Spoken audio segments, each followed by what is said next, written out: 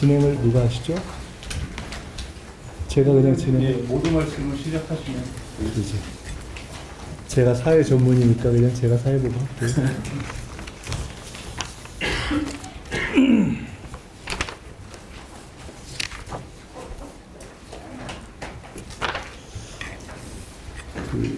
정부 출범 2주 만에 새 정부가 임명한 총리, 부총리, 그리고 장관이 하나도 없는 상태에서 대통령께서 G7 정상회담으로 출국하시는 이례적인 상황에 국무총리 후보로서 대단히 무거운 책임감을 느끼고 있습니다. 아마 오늘 여기 참석하신 분들을 포함해서 대한민국의 모든 공직자들도 그런 점을 충분히 인지하시고 긴장하고 계실 것이다 이렇게 믿습니다. 오늘과 내일은 제가 인사청문회 답변 준비를 위한 학습 차원에서 현안 점검을 하려고 합니다. 우선 첫째는 제2의 IMF 위기로 불리워질 만한 현재의 경제 위기의 폭과 깊이 그리고 실체를 점검하겠습니다. 위기의 실체를 명확히 하는 것이 위기 극복의 첫 단추다 이렇게 생각을 합니다.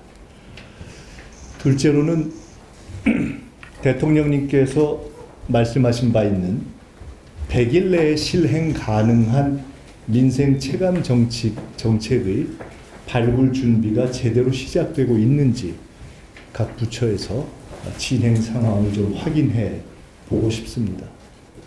지난 3년 동안 대한민국은 후진했습니다.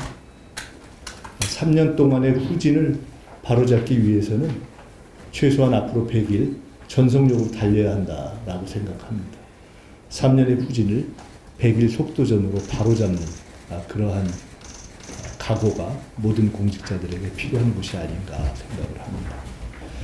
세 번째로는 국민 주권 정부의 철학에 맞게 국민과 여야 정치권의 의사를 수렴할 국민주권 반영 장치가 제대로 준비되고 있는지 확인해보고 싶습니다. 국민주권 반영 장치란 쉽게 얘기하면 국민주권 정부가 앞으로 펼쳐나갈 정책에 국민의 의사를 제안하고 토론하고 반영하는 일종의 플랫폼에 관한 것일 거고요. 그것을 대통령실뿐만 아니라 전 부처 차원에서 어떻게 이 새로운 K민주주의 시대, 국민주권 시대에 맞게 반영할 것인가에 대한 고민이 당연히 진행되고 있지 않았을까 이렇게 기대하고 있습니다. 네 번째로는 현재 꽉 막혀있는 민생의 긴급 활성화 방안, 그리고 대통령께서도 제기하신 바 있는 식비 물가 대책, 그와 연관된 직장인의 든든한 점심밥, 이런 등등 민생이 요구하고 대통령이 화답한 정책의 진전 상황을 확인해 보고자 합니다. 끝으로 다섯 번째는 내란 극복의 위기 상황에서 인수위도 없이 출범한 이 정부가 실제로 일을 할 수 있는 현재까지의 유일한 방법은 대통령의 지시사항 이행입니다. 아시다시피. 그런데 이제 출범 2주가 되었고 대통령의 지시사항이 이미 상당수 발표된 것으로 제가 알고 있는데 과연 대통령의 지시사항이 각 부처에서 제대로 반영되고 구체화되고 있는지 확인을 해볼 필요가 있다 생각을 합니다.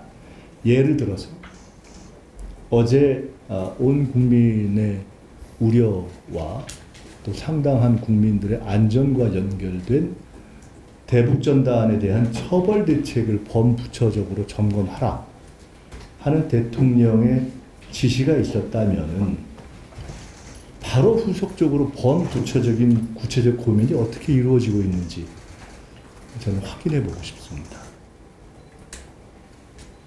이재명 정부는 경청하는 실용 정도로 민생 성과에 올인할 것입니다. 대통령께서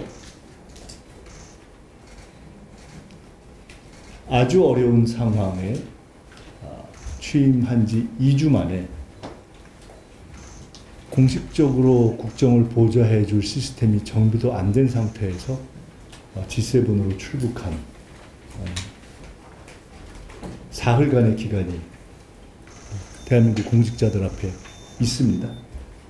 이 사흘간의 공직자들에게 주어진 시간은 스스로 알아서 저는 비상근무 기간으로 설정해야 하는 것이 당연한 것이 아닌가.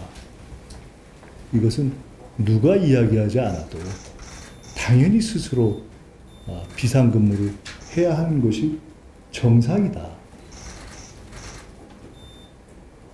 그러한 문제의식과 자세와 준비가 되어 있을 것이라고 믿고 오늘 점검의 자리는 그러한 것들을 한번 같이 점검하고 의논해보는 계기가 되었으면 좋겠다.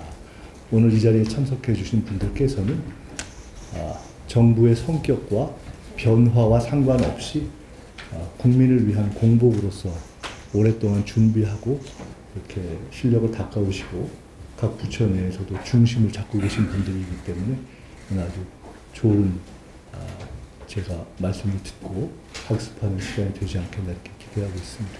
감사합니다. 이 정도까지 하고요. 카메라와 언론분들에게는 저희가 조금 더 스케치하실 것이 있으면 한 1분 정도 스케치하시고 준비하는 시간을 갖도록 그렇게 하겠습니다.